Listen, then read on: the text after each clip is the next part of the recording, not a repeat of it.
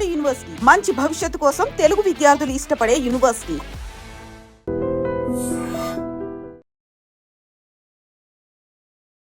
నమస్తే, welcome to iDream. నేను మీ మాధురి. ప్రతి ఒక్కరూ ఈ మధ్యకాలంలోనే కాదు, రెగ్యులర్గా మలబద్ధకం అనేది ఒక సమస్యగా మారిపోయింది ప్రతి ఒక్కరిలో కూడా. సో ఈ మలబద్ధకాన్ని మనం ఇంట్లో ఉండే చిన్న చిన్న వస్తువులతోనే తగ్గించుకోవచ్చని మీకు అందరికీ తెలుసా? ఇంతవరకు మన ఛానల్లో మలబద్ధకానికి సంబంధించి చాలా వీడియోస్ వచ్చాయి. ఇంకా అతి సులువుగా చాలా తక్కువ మనకి ఇంట్లో దొరికే మనకి అవైలబుల్గా ఉండే ఆ వస్తువులతోనే ఎలా ఈ మలబద్ధకానికి చెక్ పెట్టచ్చు. మనతో పాటు ఉన్నారు చిట్టుబొట్ల మధుసూదన శర్మ గారు. మనందరికీ తెలుసు, వంటింటి చిట్కాలతో ఆయన చాలా ఫేమస్.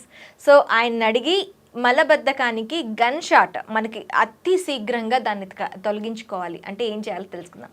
నమస్తే సార్. నమస్తే సార్, మలబద్ధకం ప్రతి ఒక్కరిలో కూడాను ఇప్పుడు ఒక పెద్ద సమస్య. ప్రతి ఒక్కరిలో, చిన్నవాళ్ళ నుంచి పెద్దవాళ్ళ వరకు.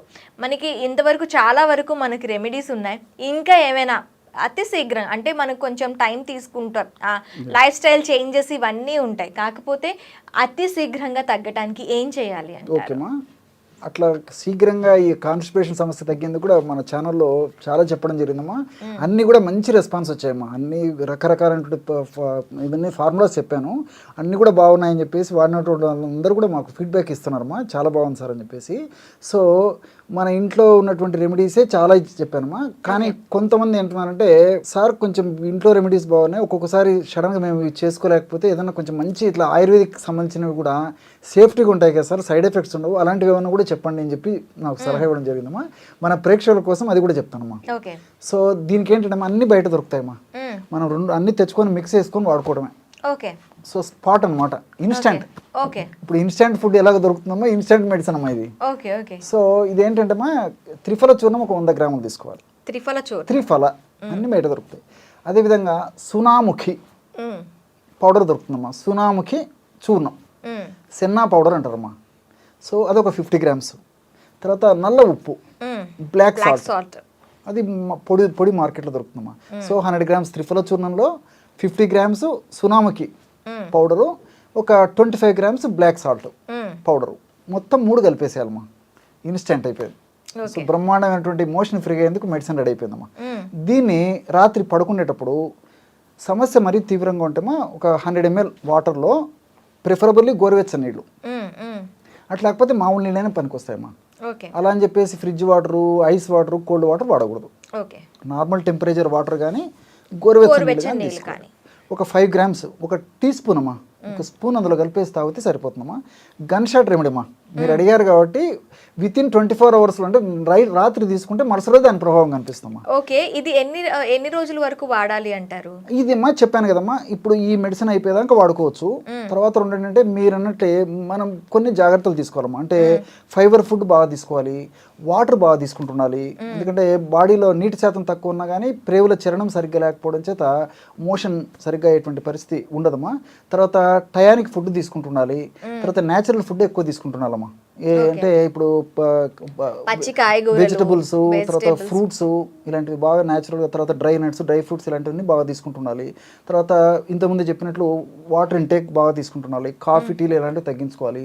తర్వాత ఈ fast foods, junk foods, bakery foods, ice creams ఇలాంటివన్నీ ఎప్పుడోసారి తీసుకోవచ్చు కానీ ఎక్కువ తీసుకోకూడదమ్మా. వాటిలంతా కార్బోహైడ్రేట్స్ తప్ప ఈ యొక్క ఫైబర్ కంటెంట్ ఉన్నది కాబట్టి ఈ రోజుల్లో ఎక్కువ అదే వాడుతున్నారు కాబట్టి అది కూడా వన్ ఆఫ్ ద రీజన్ అమ్మా. సో ఈ మోషన్ పోయేదానికి ప్రతిరోజు అలవాటు చేసుకోవాలమ్మా. కొంతమందికి ఏంటంటే మోషన్ రాదు, కంపల్సరీ పోయి ప్రయత్నం చేసేసి ఒక కనీసం 10 రోజులు 15 రోజులు అలవాటు చేస్తే టైర్కి మోషన్ వచ్చేటువంటి పరిస్థితి ఏర్పడుతుందమ్మా. మోషన్కి వెళ్ళినప్పుడు ముక్కడం కానీ మూలగడం కానీ గట్టి ప్రయత్నం చేయకూడదమ్మా.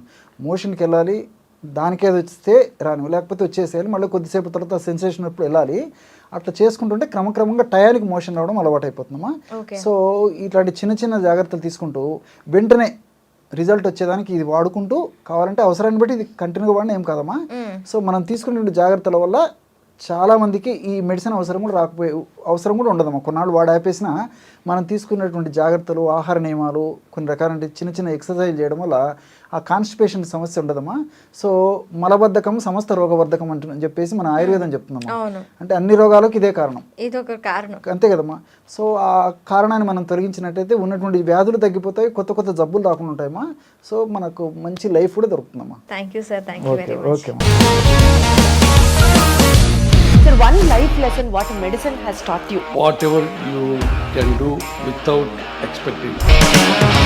బట్ ఐ రియలీ బిలీవ్ మన పాజిటివ్ యాటిట్యూడ్ ఉంటేనే మనం ఏదైనా సాధించగలం. గట్ని మనం కరెక్ట్గా డీల్ చేసినట్లయితే అది మనకి పాజిటివ్ హార్మోన్స్ని రిలీజ్ చేస్తుంది. షుగర్ వచ్చిన వాళ్ళ పరిస్థితి ఏంటి? పొట్ట దగ్గర పెరిగితే దాన్ని ఆండ్రాయిడ్ అంటారు, ఆండ్రాయిడ్ ఫోన్ కదా. అసలు థాట్స్ ఎందుకు వస్తాయి? బ్రెయిన్ డెడ్ అంటే దానికి ప్రపంచం అంతా కూడా కొన్ని నిర్దిష్టమైనటువంటి లక్షణాలు ఉంటాయి. మానసికంగా ధైర్యంగా ఉంటే క్యాన్సర్ జయించవచ్చు. You are a doctor for a cause sir, అంతే. వాళ్ళకి వచ్చిన ఆదాయం కాకుండా ఫ్రీ సర్వీస్ ఎంతమందికో చేస్తారు.